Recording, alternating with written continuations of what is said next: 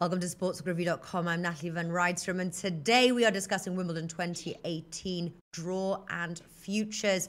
Brought in Nigel Seeley and Martin Green to help us out here and see if there's any possible bets as well before the tournament kicks off. But first of all, Nigel Seeley, welcome to the show. You've been giving great World Cup picks, but you said that tennis, you're even better. Is that right?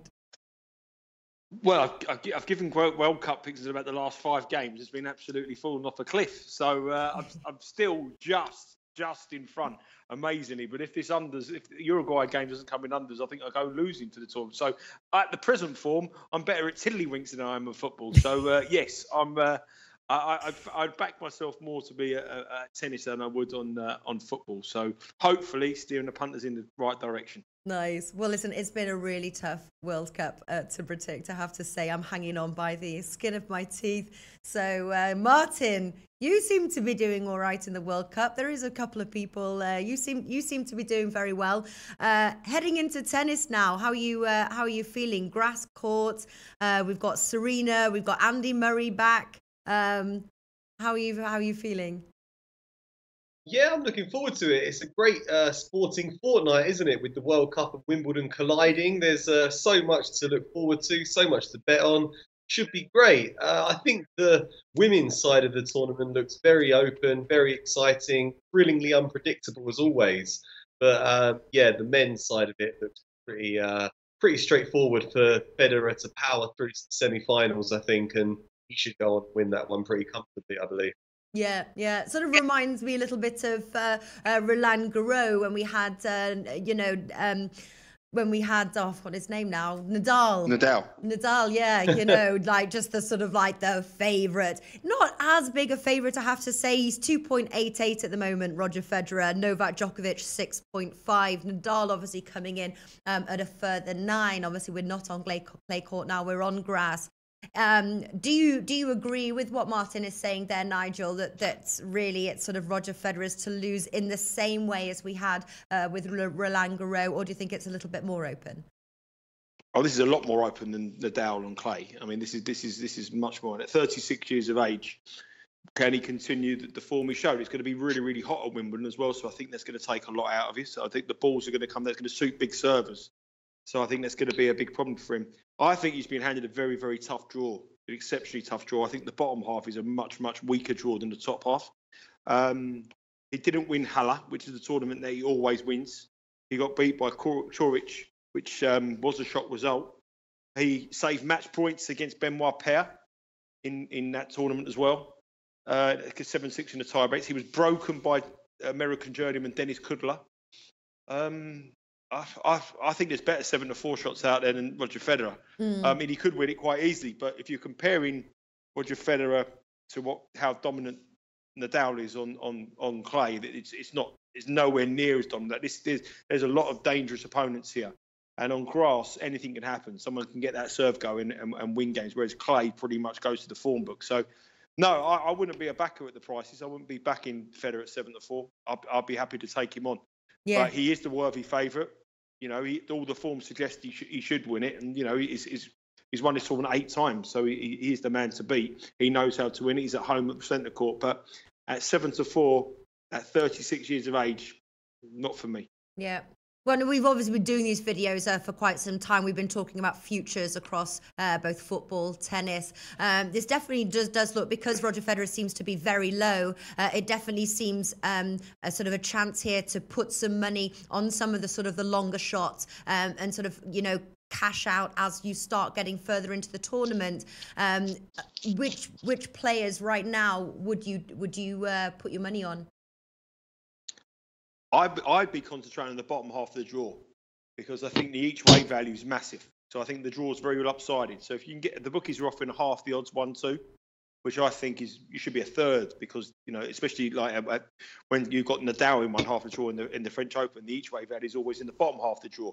I think the person who's probably most likely to challenge Federer is Cilic, but Cilic is unfortunately in the top half of the draw. So for betting purposes, you don't want him there. You'd rather back Cilic at 9-2 or 4-1 or 7-2 to beat Federer in the semi-final if they met, or I don't know if they scheduled to meet in the quarterfinal, but if they met at the later stages. So you've got to look in the bottom half of the draw. And the person I like at a very decent price is one Martin Del Potro, 20 to 1. Very nice. Brilliant, very big server, good clay court game. Sorry, good grass court game. Got to the semi-finals at Wimbledon previously. Done well in the Olympics, playing an epic match against Andy Murray in the semi-finals. Not a clay quarter, but still managed to get to the semi-finals of the French Open. And also prior to that, in the American hardcourt season, he won Indian Wells, beating Roger Federer in the final. Got to the semi-final in Miami, I think it was, against John Isner. Got beat by John Isner.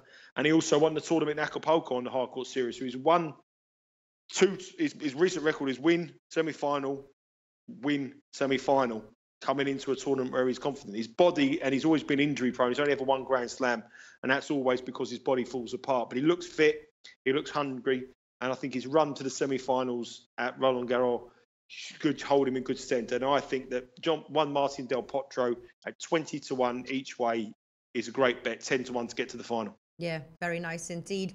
Of the dark horses, Martin, who do you have your eye on? Yeah, I couldn't agree more, to be honest. I think Del Potro has proved himself that he's not fit. He has no fear going into big games. He beat Federer earlier this season, which was a very impressive performance. I think he should be a lot better on the fast grass surface than he was on clay. I think he looks like a good dark horse on the other side of the draw. I just think Federer at the moment benefits from a lack of quality from the opposition. His chief rivals normally on grass would have been Djokovic and Murray. Both men are very had a lot of bad injury problems at the moment. They've really struggled. Their bodies are falling apart basically over the past year, and I don't see them going all the way in this tournament. The young players coming through just haven't made the step up. The likes of Zverev and Kyrgios haven't really done business in Grand Slams. Federer's got the experience of these big tournaments. He knows how to get the job done in big games. And I think that will prove crucial by the end of it. So I'm sticking with Federer, but I'd be very happy to have a small stake on Del Potro to cover myself. But I think quite a lot of the betting will go on players like Zverev, who are young and exciting. But until they prove themselves in Grand Slams, for me, I'm not backing them. Yeah. Now Murray had obviously a poor run leading up to Wimbledon. Do you think do you think he should be participating right now? Is it he's obviously is a sort of a long shot to win?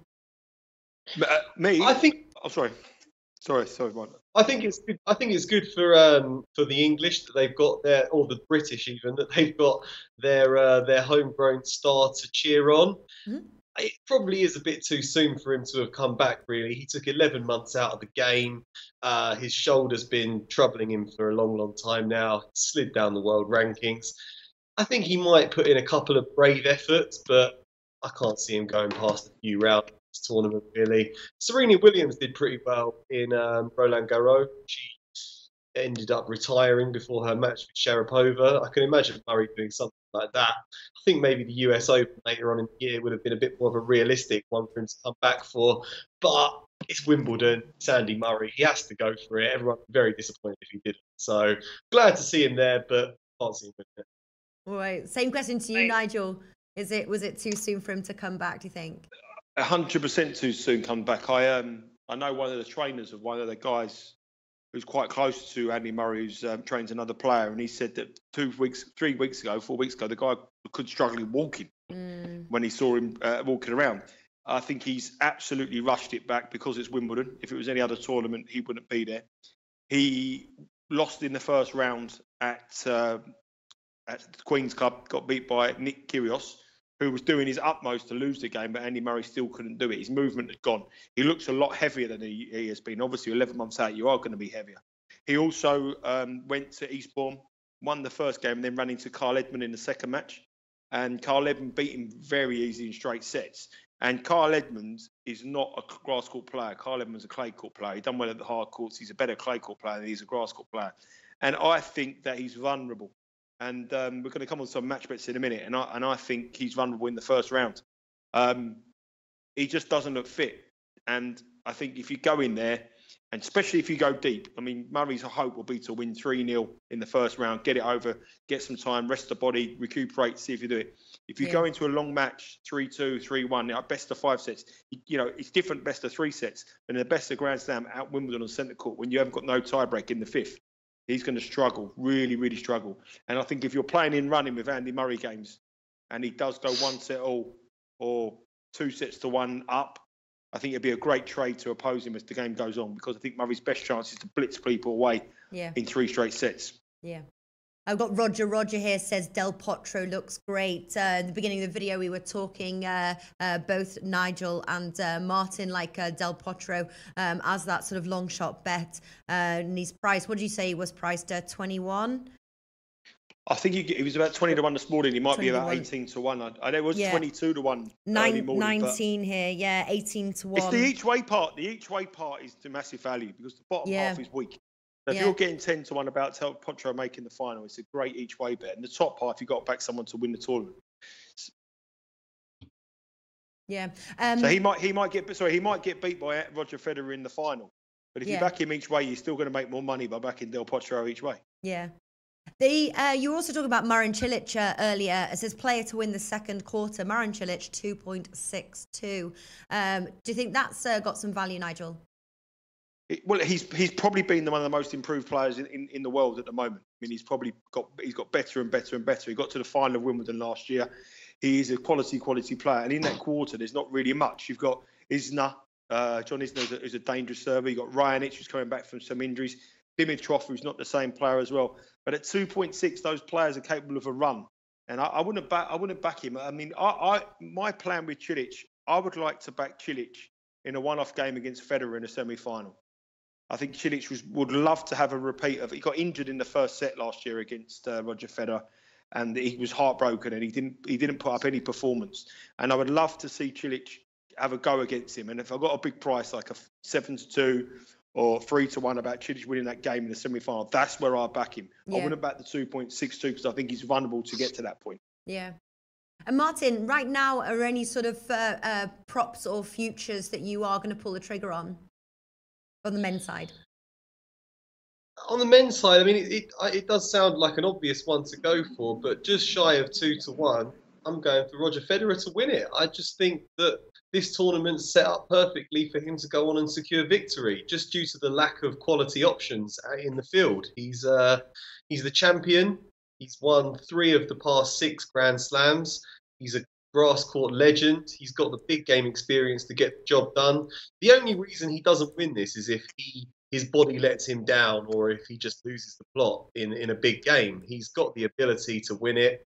It doesn't really matter that he's lost a yard of pace, because he's altered his game, so he plays with a lot more aggression now, lets his younger rivals run around the court a lot.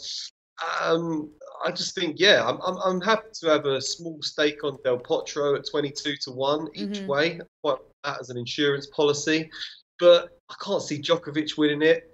Don't think Nadal's the same player on grass court as he is even on hard court. Obviously, he's a clay court legend, but don't really see him winning there. Andy Murray's falling apart. I can't see Zverev making the step up yet. So just due to a lack of quality alternatives, I'm going for Federer. Small stake on Del Potro to cover me. That's me. All right. Nigel, question here. Michael Evelina says, does the Joker have anything left? Obviously, we've not really talked about him, but he's not one of our favourites to sort of get anything out of the tournament. But to answer the question, does the Joker have anything left? No, I think he's a 3-time Wimbledon champion. He's done well. I think it's a change in the guard in men's tennis. I think Roger Federer and Nadal are the 2 you want to be on, but I think the rest of them, as Martin said, their bodies are falling apart, and this is the time. There's a kid in the top half of the draw called Koric, who beat Federer at Halle, 16 in the world now, Croatian boy. He's number 16 seed. He will be a top 10 player by the US Open. Proper talent, unbeaten on grass this season. He will give Federer all kinds of problems. He's already beaten him, like I say, only 2 weeks ago. He's a big talent outside. And I think Zverev in the bottom half might have a decent run. I think there's a lot of good young cunts coming through. I think, obviously, the other thing as well, the weather in London is glorious. Yeah. And the courts will be extremely fast with the heat. The ball movement will make it very fast. So big servers will really, really prevail here.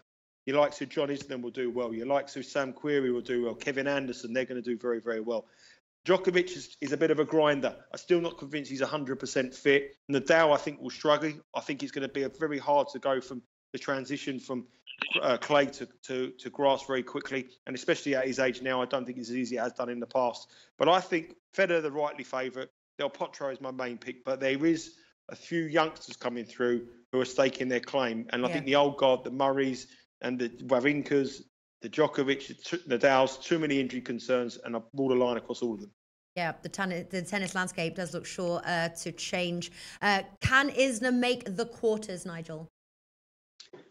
He can, but he's in that quarter with Cilic. So, I mean, he can make the quarters, but that is a very, very tough section to draw. You've got Cilic, you've got Raonic, you've got Dimitrov. So it's going to be hard for him to do that. But if the conditions stay like this, which they are for next week, like I say, he's going to be virtually impossible to be broken. So he has, and he had a good clay court season by his standards. He's not a clay court player. I always look for players who have overachieved at the French Open, who are grass court players, and then they come into the. And likewise, if someone does well here, you look at them for the French Open. But obviously, the timing is not right. So if someone's done well at the French Open, who was a out-and-out grass quarter, that's a great sign going to Wimbledon. And Isner had not a bad clay court season by his standards. So he'll be there or thereabouts, and no one will fancy him playing with him. But all these players you mentioned are in that top half where Roger Federer is. And that is what I'm saying. The top half is loaded. The bottom half is definitely the way you want to be heading for value. Yeah. And just to wrap up on the men's side there, Nigel, any futures plays that you have on the cards right now? I'm looking at Del Potro HOA. He's my main fancy. I've been looking at Del Potro since he made the semi-finals in Roland Garros, and he beat Cilic in the quarter-final in a brilliant match, and I thought that was a real turning point for him. I keep an eye on Coric. I think he could beat Federer if they play. Really, other than that, if you're looking at the bottom half of the draw, a couple of names to keep an eye on. I think Dominic Thiem won't do anything. He's a clay courter through and through. I think Zverev could do very well. And really, apart from that, no. I think the top half, like I say, the top half is the way you want to go, and the bottom, avoid, and the top half is definitely where the value lies. Yeah. Moving over now to WTA women's. Martin, obviously, you were mentioning that Serena pulled out of Roland Garros with injury ahead of the game to Sharapova. She's 7.5 right now. Definitely, if you're looking at the outright odds here, you've got Kvitova 6, Serena Williams 7.5. Gabi Muguruza at 10, Kerber 13, Halep 15. I was expecting to see Halep shorter in price. We've been waiting for her to win her first Grand Slam and get over that mental hurdle that we always talk about. And then kind of surprised to see Serena Williams at 7.5, because when we did the Roland Garros video, it was sort of avoid Serena. She's going, she's not going to make it all the way. And so I'm confused about the outrights, if I'm honest with you. Martin, are you surprised to see Serena at 7.5, and could she make a deeper run this time? I think she's going to attract a lot of attention in the betting, which is possibly why they've priced her so low, because she's the most famous out of all the women. And I think a lot of the armchair fans will think she's got a good chance of going all the way. She's been very successful here in the past. So I think the bookmakers are covering themselves a bit in case she really does go on and pull it off, and they don't want to be too exposed. I don't think there's much value on her at those odds, really, to be honest. If I was going to back her, I'd want her to be an outsider. She hasn't proved herself yet since returning from what sounds like a really tough ordeal that she put her body through. It didn't sound like a normal pregnancy. It was, she said she almost died. She did look a lot better than we expected in the French Open, but she did still pull out before that Sharapova match.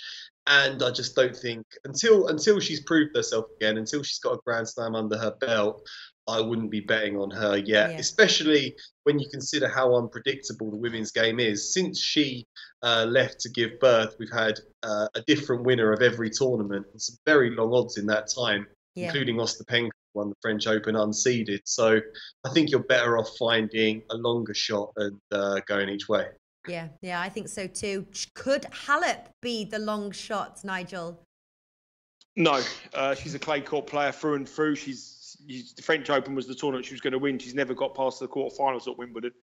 She got there for the last 2 years. I think she's she hasn't got the power, and she hasn't got the pace, and she hasn't got the strength. I mean, she's all about running around the court and really fast around the court, scurrying, good forehand. She hasn't got a massive serve, but she makes up for it in movement. And that's great on clay, but that's not going to win you Wimbledon. I don't think she's a Wimbledon player or a Wimbledon champion in waiting. No, I think she's worth taking on. Serena Williams, I wouldn't touch with anyone's money at 6-1. I think that's ridiculous. She's seeded 25. She shouldn't be seeded at all. She's only been seeded because of her history here. I wouldn't touch her. I think she's just a crazy short price. And especially in her quarter, there's some decent players there. I think the girl to beat is Kvitova. I think she's just phenomenal. She's won 2 Grand Slams, both Wimbledon. She's got the best serve in the women's game when it's on fire, including Serena Williams, because it's a left-hander. It's very hard to read. She puts a lot of spin on it. She can put it to the back. She can put it to the side of the court. She's got loads of angles on it. When she's on a roll, she's better than anybody in the women's game, I think. I think she's a joy to watch. She's virtually unbeatable with that serve. She's unbeaten on grass coming into this tournament. She's played 6 and won 6. She won in Birmingham. She went to Eastbourne. She pulled out of Eastbourne with a hamstring problem, but there's nothing to worry about, they say.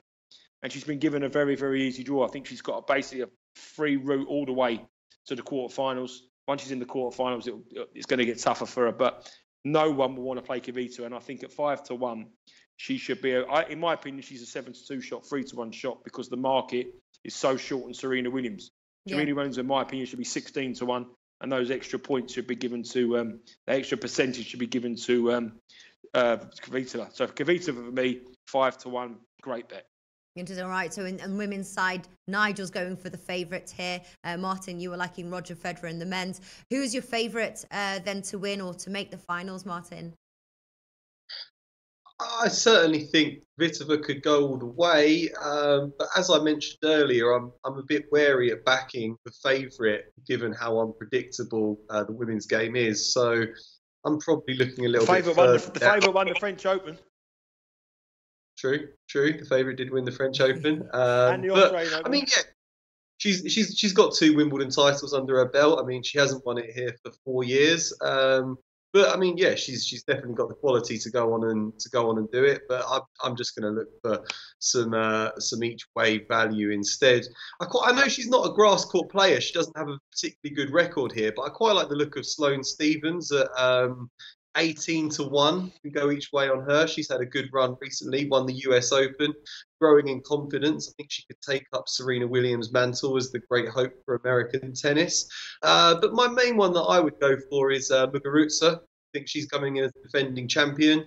I could get 9-1 on her. And I like that each way. She's got power to go far. She's proved that she can handle herself on grass by winning here.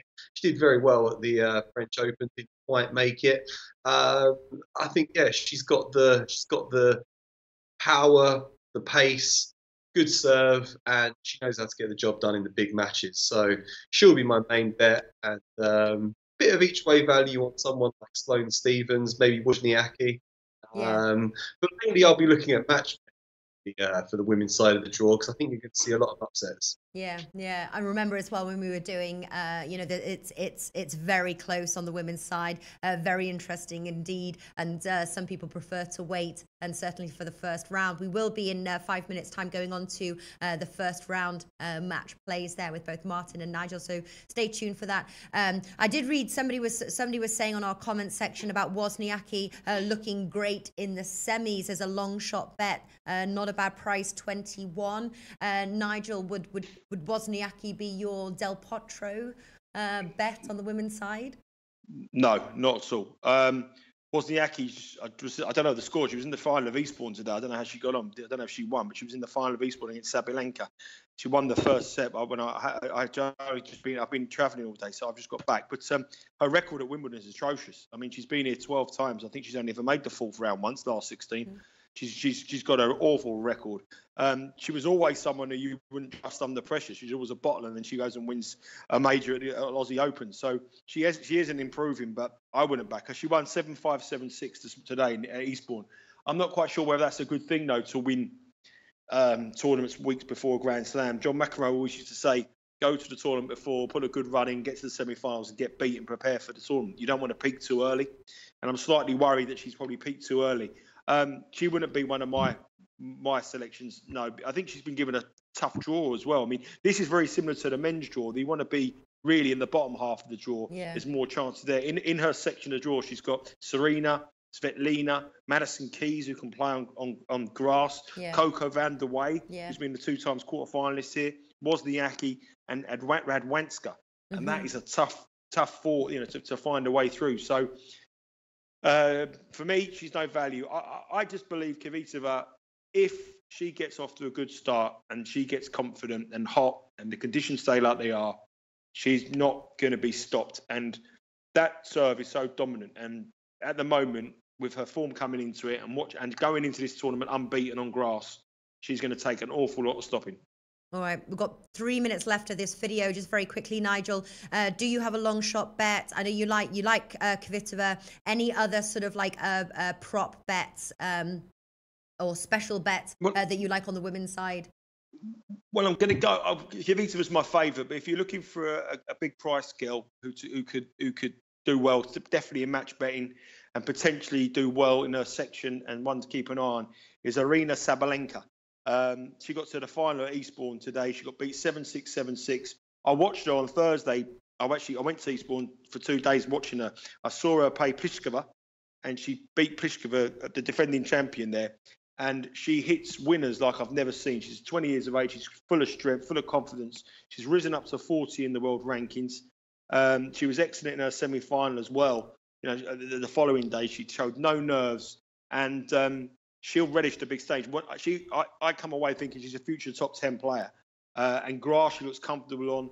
She could be a dangerous floater in her section. I'm not saying she's going to win it, but you might get a good price to make the quarterfinals, make the semi-finals, and definitely in match bets if she's playing somebody of a higher seed, which she's due to place Pliskova. And she beat Pliskova, like I say, at Eastbourne. So Sabalenka, keep an eye on, but Kvitova to win it for me. All right, odds of 51 there. And sorry, Martin, just to reiterate, what are you going for on the women's side? I'm going for Muguruza at 9-1, so that's 10. And yeah, maybe a couple of each way bets on someone like Madison Keys, Sloane Stephens. But I'm going to wait for a couple of rounds, I think, to see how they get into it, because I think a lot of big names will fall early on in this tournament. Yeah, it's certainly wide open and incredibly interesting. Okay, that wraps up our futures video. 2 minutes, 1 minute. We're starting our round one best plays with both Nigel and Martin for this video. So I'm going to say goodbye to you both and thank you everyone watching, and I'll see you in a minute.